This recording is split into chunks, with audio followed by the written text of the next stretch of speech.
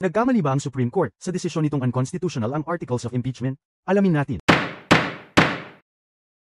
Ang mga facts base sa desisyon. 3 impeachment complaints ang na-file at endorse sa House noong December 2024.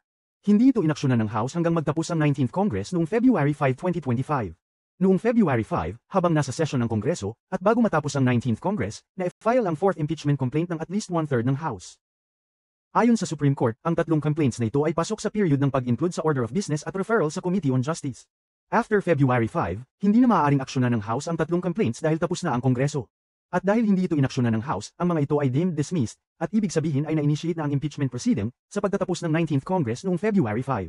Sa makatuwid, ang 4th complaint final ng House na nagresulta sa Articles of Impeachment ay unconstitutional dahil na-initiate na ang impeachment proceeding at pinagbabawal na ito ng 1-year bar rule.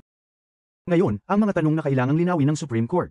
Una, hindi ito diretsang sinabi sa desisyon, pero ang impeachment proceeding ba ay na-initiate ng na-deemed dismissed ang naunang 3 complaints sa pagtatapos ng 19th Congress noong February 5, 2025?